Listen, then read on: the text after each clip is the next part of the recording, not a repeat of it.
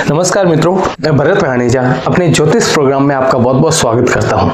मित्रों, आज इस वीडियो में हम बात करेंगे ज्योतिष के बारे में। ज्योतिष को सरल और आसान तरीके से कैसे समझें, कैसे सीखें।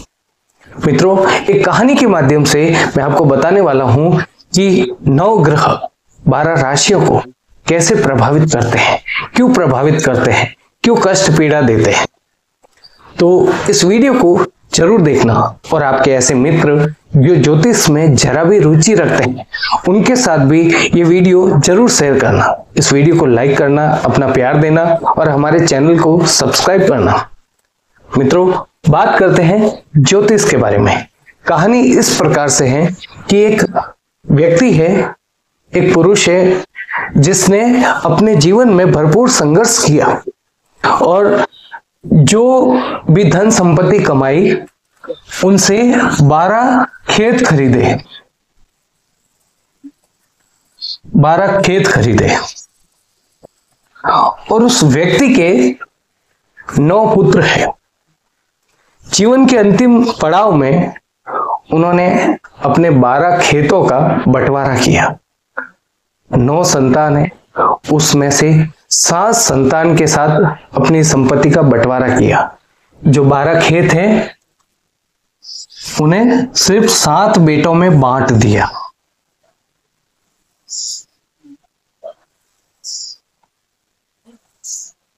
ये 12 खेत हैं। इन 12 खेतों को मैं नंबर दे देता हूं तो जिससे कि समझने में आपको आसानी होगी।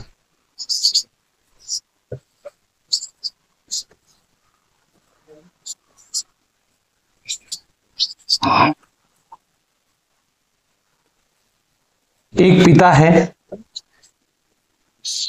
जिनके 9 बेटे हैं। अब 9 बेटे में से सिर्फ 7 बेटों में ये 12 खेतों का बंटवारा करते हैं।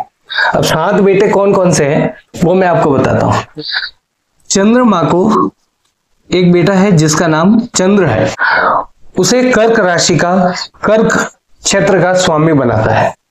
दूसरा बेटा है सूर्य, जिसे सिंह राशि का स्वामी बनाता है, सिंह क्षेत्र का स्वामी बनाता है। या आप एक सरल तरीके से आप याद भी करते जाइए तो आपको समझ में आएगा।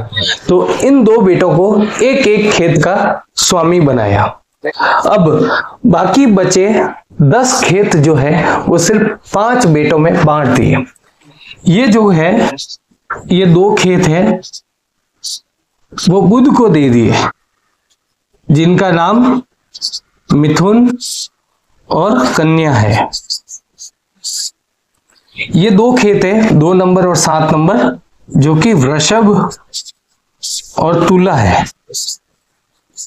ये शुक्र को दे दिए। 2 खेत है मेष और वृश्चिक, ये मंगल को दे दिए। 2 खेत है मीन और धनु,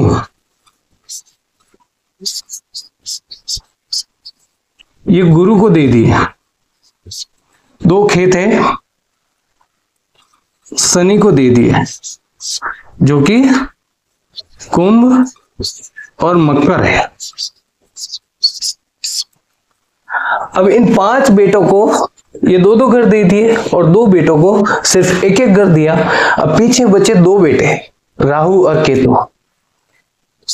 ये राहु और ये केतु, इनको ठेंगा दिखा दिया, इनको कुछ नहीं दिया। इन खेतों में से इनको कुछ नहीं दिया। अब आप खुद देखिए, ये जो 2 ग्रह है वो दिन प्रतिदिन चलने वाले हैं, समय से चलते हैं। चंद्रमा और सूर्य, सूर्य समय पर उदय होता है, समय पर अस्त होता है, नियमित है, कभी देरी नहीं करता है। ये 2 ग्रह जो है वो उल्टी दिशा में चलते हैं, पर ये भी अपनी जवाबदारी पूरी तरीके से निभाते हैं। चंद्र ग्रहण होता है, सूर्य ग्रहण होता है, इनका पूरा पूरा योगदान रहता है। फिर भी इनको ग्रह भी नहीं मानते, ये मतलब अपने संतान भी नहीं मानते। ये मान लीजिए कि इनको संतान भी नहीं मानते, छाया पुत्र, छाया ग्रह इन्हें कहा जाता है। और ये जो नियमित है इनको एक एक घर दिया, और ये जो धीमी गति के ग्रह है इनको दो दो घर का स्वामित्व दे दिया, दो दो राशियों का स्वामी बना दिया। समझिए इस बात को, आप ज्योतिष सीखने के लिए समझिए, शब्दों पर मत जाइए, भावनाओं पर, भावना समझिए। तो इस तरह से इन दो राशियों के स्वामी बुध है, मिथुन, जिसे 3 नंबर मिथुन राशि होती है, 6 नंबर कन्या राशि होती है, इनका स्वामी बुध है। 2 नंबर वृषभ राशि होती है, 7 नंबर तुला राशि होती है, जिनका स्वामी शुक्र है। मंगल 1 नंबर मेष राशि, वृश्चिक 8 नंबर राशि, ये 2 राशियां हैं, इनका स्वामी मंगल है। गुरु जो है 12 नंबर और 9 नंबर का स्वामी होता है, यानी 12 नंबर राशि मीन राशि, 9 नंबर धनु राशि, इन 2 राशियों का स्वामी है। शनि ग्रह 11 नंबर और 10 नंबर यानी कुंभ राशि और मकर राशि का स्वामी शनि ग्रह है। तो ये राशियों के स्वामी है, इस तरह से आपको याद हो जाएगा। और राहु और केतु किसी भी राशि का स्वामी नहीं है, इस तरह से आप ये याद करेंगे। अब पिता के पास में 30 कुएं हैं, 27 कुएं हैं। अब इन 27 कुओं का बंटवारा कैसे करता है?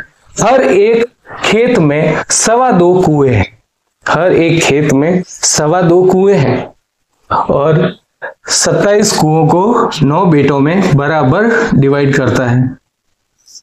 तो हर एक बेटे को 3 कुएं देता है। हर एक ग्रह 3 नक्षत्र का स्वामी है, हर एक ग्रह जो है 3 नक्षत्र का स्वामित्व रखता है। अब देखिए केतु जो है वो 3 नक्षत्र का स्वामी तो रखता है, उसमें एक नक्षत्र जो है वो मेष राशि में आता है, अश्विनी नक्षत्र। अश्विनी नक्षत्र जो है मेष राशि में है, यानी केतु का एक कुआ जो है वो मेष राशि में है। दूसरा कुआ जो है वो सिंह राशि में है। मगा नक्षत्र जो है उसका स्वामित्व भी केतु के पास है, जो सिंह राशि में है।